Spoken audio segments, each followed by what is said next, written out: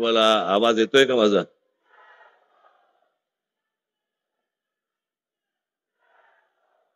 माझा आवाज येतोय सगळ्यांना?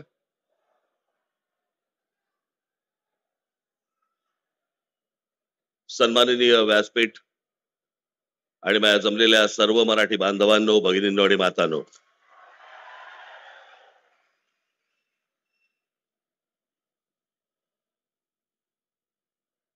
गेले 2 दिवस जरा थोडीशी तब्येत नरम आहे.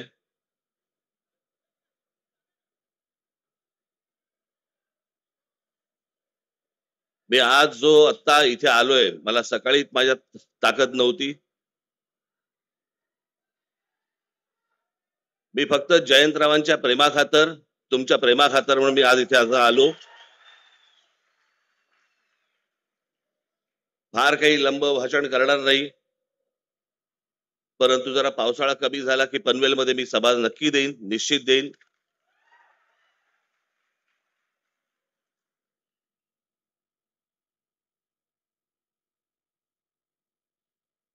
कारण काय झालंय ते हल्ली डॉक्टर सांगत नाहीत. पूर्वीचे आजार कसे आपले ताठ मानेने नाव घेऊन समोर यायचे, हल्लीचे येतच नाहीत. हल्लीचे आजार आणि सध्याचं महाराष्ट्राचं राजकारण फारसं काही वेगळं नाहीये. हा या पक्षातून त्या पक्षात गेला, तो त्या पक्षातून त्या पक्षात गेला, मग आपण म्हणतो काय झालं, व्हायरल होता.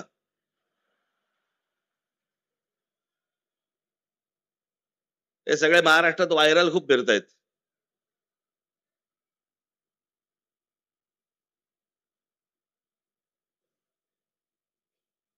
स्वातंत्र्य मिळायच्या अगोदर जवळपास 12 दिवस 13 दिवस अगोदर ज्या पक्षाची स्थापना झाली तो शेतकरी कामगार पक्ष,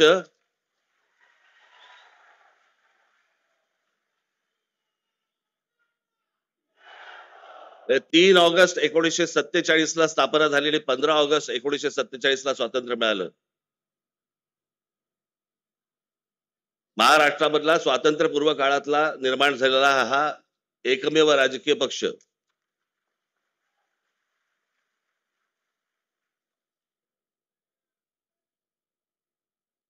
इतक्या वर्षानंतर देखील हे सगळं टिकून आहे, हे खरंच आश्चर्य आहे.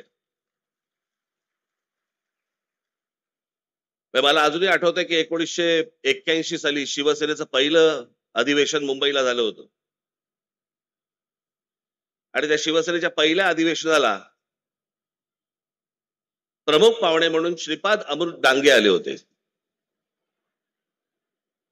कम्युनिस्ट पक्षाचे. खरं तर शिवसेना आणि कम्युनिस्टांमध्ये कधी मधून विस्तवी जात नसे,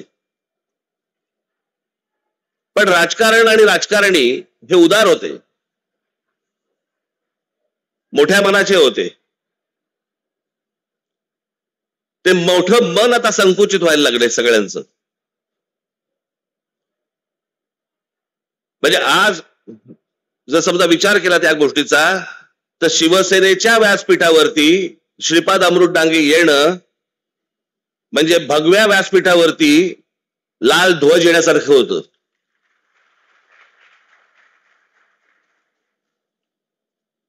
आणि आज लाल ध्वजाच्या व्यासपीठावरती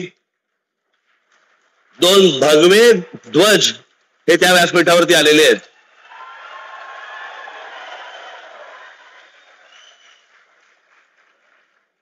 जयंतरावनी मला जेव्हा येऊन सांगितलं की तुम्ही यायला पाहिजे, आणि ते बाकी काय नाही, फक्त मराठीवर बोला. त्याच्यामुळे आता बाकी मला खरं तर शेका पक्षावरती खूप बोलायचं होतं, पण जयंतराव बोले नका बोलू जा, म्हणून त्याच्या मला काय बोलता नाही येणार होता. इथे मगाशी कोणीतरी उल्लेख केला की मी शेतकरी कामगार पक्षाच्या व्यासपीठावरती मी पहिल्यांदा येतोय. नाही, दुसऱ्यांदा येतोय.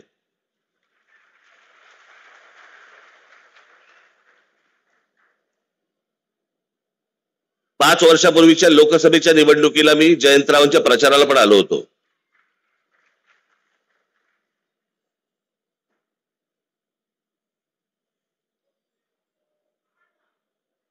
राजकीय पक्ष असतात, निवडणुका होतात, निवडणुका लढवल्या जातात, सगळ्या गोष्टी असतात.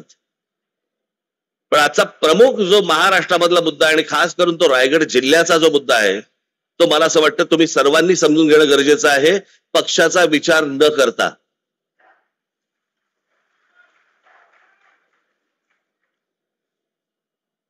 आज ज्या प्रकारे या संपूर्ण रायगड जिल्हा हे अटल सेतू वगैरे झाले, जेव्हा जेव्हा चांगले रस्ते ज्या वेळेला आलेले आहेत त्यावेळेला जर राज्यकर्त्यांचं लक्ष नसेल तर तो प्रदेश बर्बाद व्हायला वेळ लागत नाही.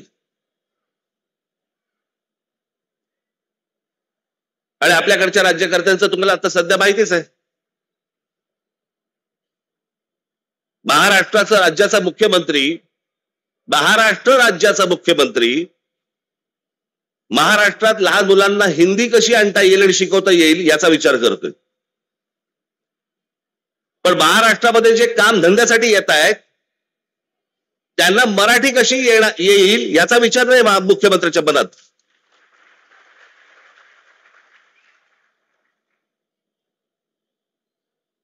महाराष्ट्रामधला मराठी माणूस, महाराष्ट्रामधला भूमिपुत्र याचा विचारच नाही. आणि याचं सगळ्यात मोठं विदारक जर स्वरूप कुठचं असेल, भीषण स्वरूप जर कुठचं असेल तो रायगड जिल्हा आहे.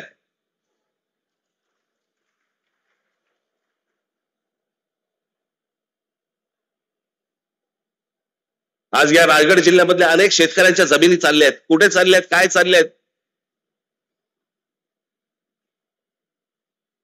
जमिनीचे व्यवहार करणारे पण आपलेच, कुंपणच शेत खात आहे.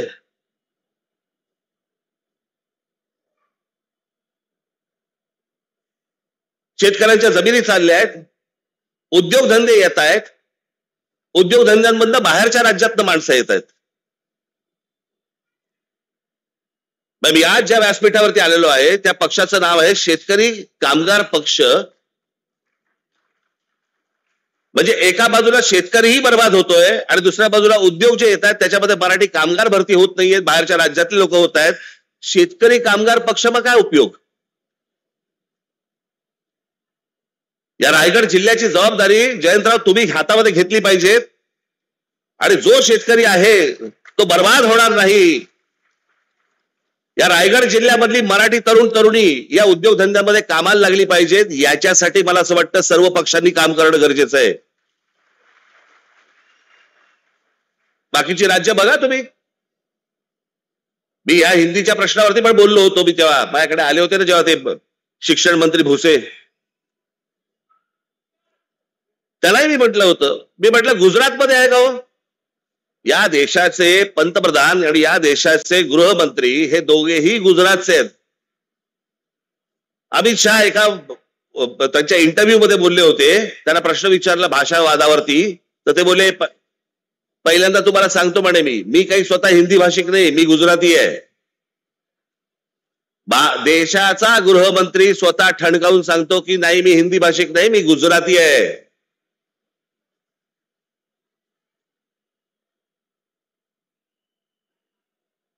आज पंतप्रधान नरेंद्र मोदी झाल्यानंतर महाराष्ट्रामधले अनेक प्रकल्प गुजरातमध्ये गेले. डायमंड मार्केट गुजरातमध्ये गेलं. प्रत्येक माणसाला आपल्या राज्याबद्दल प्रेम असतं. आम्ही बोललो की संकुचित कसे होतो?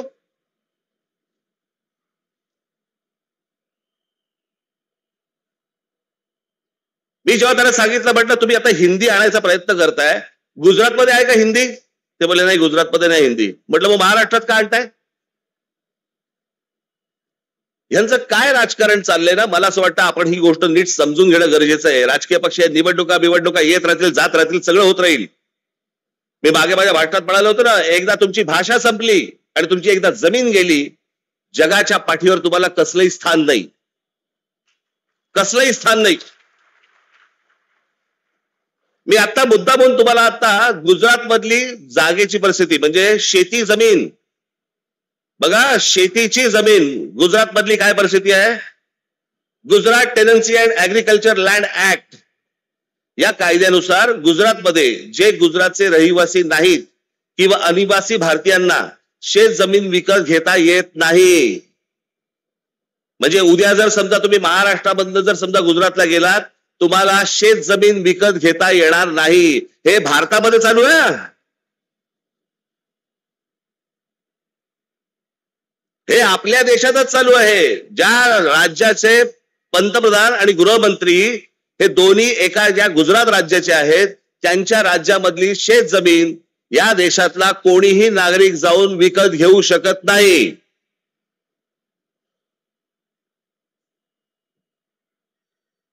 समजा ती विकत घ्यायची असेल तर फेमा नावाचा कायदा आहे, त्याच्या अंतर्गत रिझर्व्ह बँकेकडनं विशेष परवानगी घ्यावी लागते. प्रत्येक जण आपल्या राज्याचा विचार करत असतो, प्रत्येक जण आपल्या राज्यातल्या माणसांचा विचार करत असतो. आम्ही का नाही करायचा?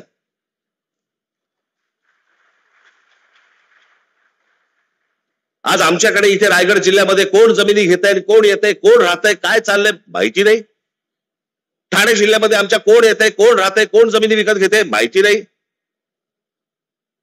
जवळपास उत्तरेमधले अनेक असे धनदांडगे आहेत की ज्यांनी आज महाराष्ट्रामध्ये, कोकणामध्ये, खास करून रायगडमध्ये, रत्नागिरीमध्ये, सिंधुदुर्गामध्ये जमिनी घेऊन ठेवलेल्या आहेत. आमचेच लोक विकतायत. आमच्या लोकांना एवढंही कळत नाहीये की यातनं आम्हीच संपणार आहोत.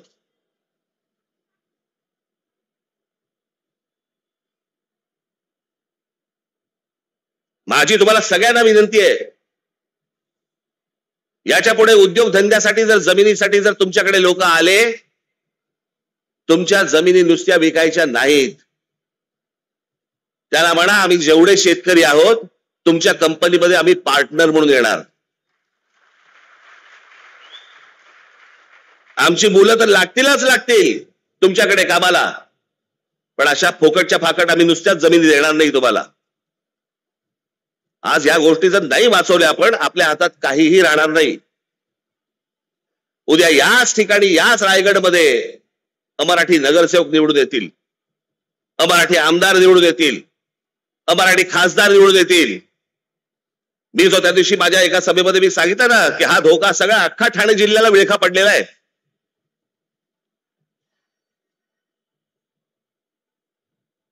आज इथे विमानतळ येत आहे, इथे अगोदर एक पोर्ट आहे. कोण माणसं येत आहेत, कोण नाही येत आहेत. मला असं वाटतं आपण सगळ्या पक्षांनी विचार केला पाहिजे की या येणाऱ्या नवीन विमानतळावरती सर्वाधिक जवळपास 100% ही मराठी मुलं आणि मराठी मुली कामाला लागल्या पाहिजेत तिकडे.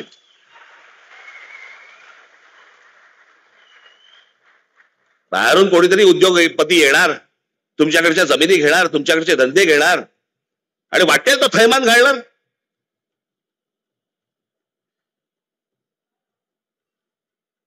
आता तुम्हाला म्हणे तुम्ही ह्या सगळ्या जमिनी आणि याच्यावरती म्हणे कायदा आणला राज्य सरकारने.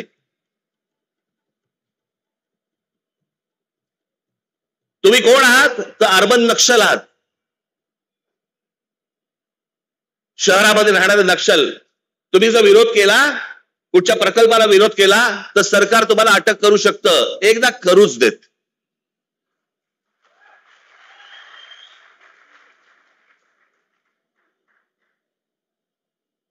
या महाराष्ट्रामध्ये मराठी माणसाच्या थडग्यावरती उद्योग नाही उभे राहणार. उद्योग आणायचे असतील तर मराठी माणसाचा मान सन्मान राखूनच तुम्हाला उद्योग आणावे लागतील, त्याशिवाय तुम्हाला आणता येणार नाहीत.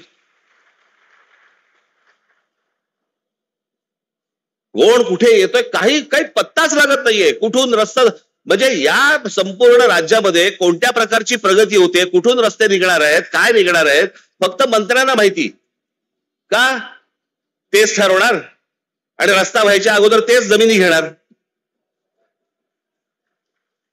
आणि मग या सगळ्या उद्योगपतींशी व्यवहार करणार आणि मग सगळे गब्बर होणार आणि मग निवडणुकीच्या तोंडावरती विषय गेला बाजूला, विचार गेला बाजूला, फक्त तोंडावर तुमच्या पैसे फेकून मारणार आणि तुमच्याकडनं मतं घेणार. एवढा एकमेव उद्योग महाराष्ट्रात सुरू आहे.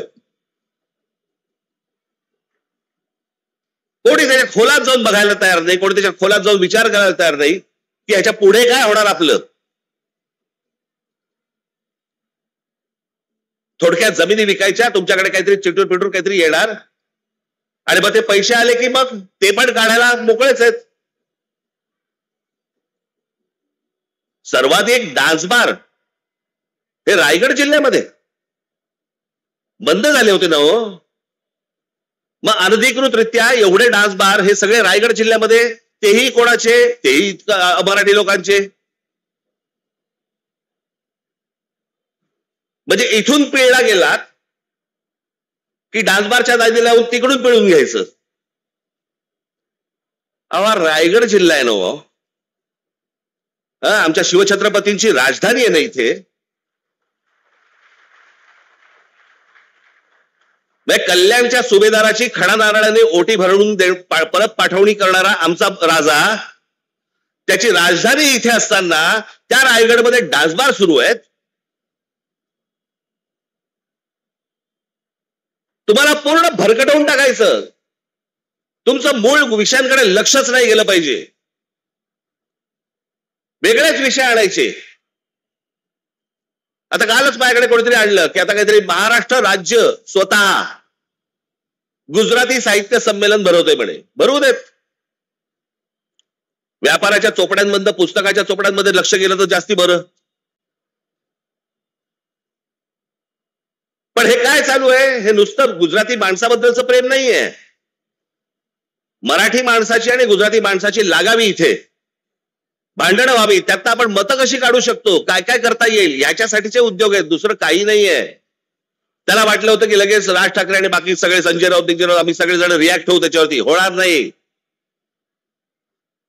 आम्हाला जे पाहिजे तेच आम्ही करू. तुम्हाला जे पाहिजे ते आम्ही करणार नाही. बिलकुल करणार नाही. ज्या वेळेला समजेल की तुमच्या कृतीत महाराष्ट्राला नख लागतंय त्यावेळेला अंगावरतीच येऊ.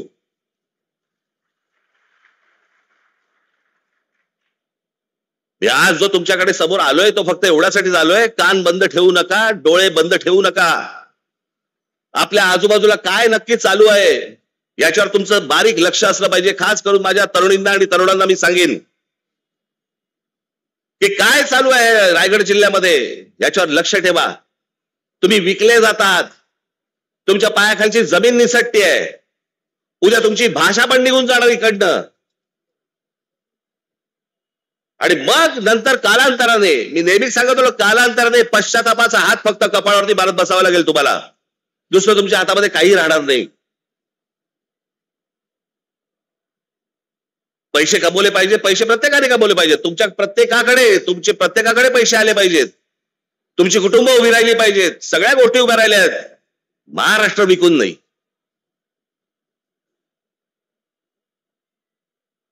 आज बाहेरच्या राज्यांमध्ये आपल्याबद्दलची काय बोलले जातं माहितीये? अत्यंत लाज वाटते मला. लाज. हे कोण आहेत लोक म्हणे? परचेसेबल कम्युनिटी. विकत येणारी माणसं, विकत घेता येणारी माणसं. ही आपली प्रतिमा आहे.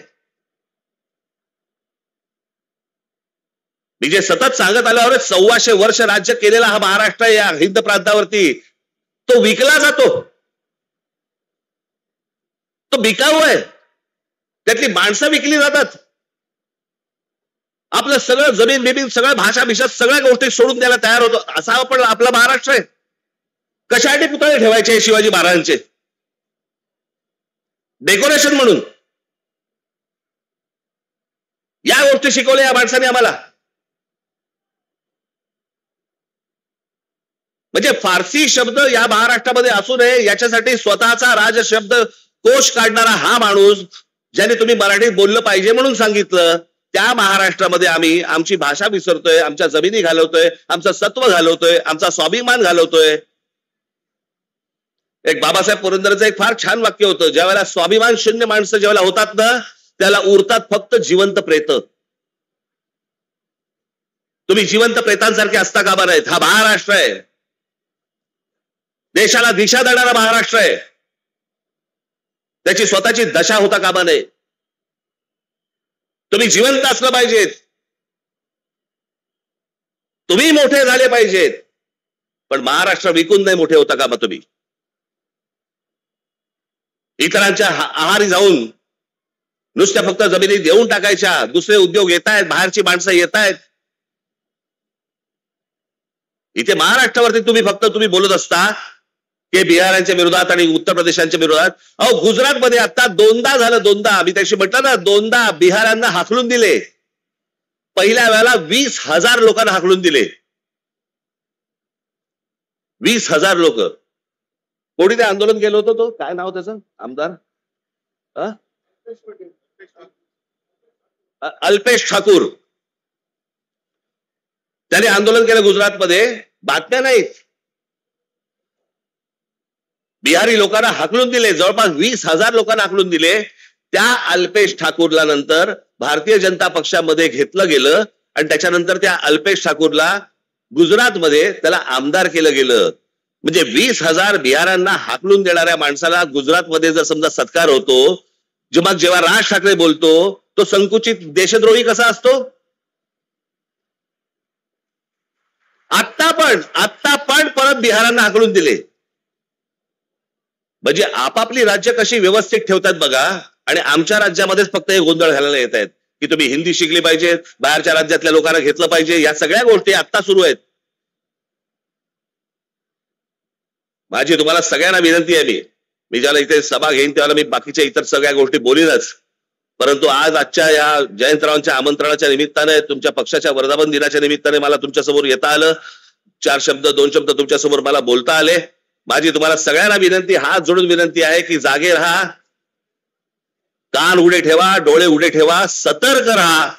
आपला महाराष्ट्र विकला जाऊ देऊ नका, एवढीच फक्त विनंती करतो आणि आपल्या सर्वांची मी रजा घेतो. धन्यवाद. जय हिंद, जय महाराष्ट्र. धन्यवाद साहेब.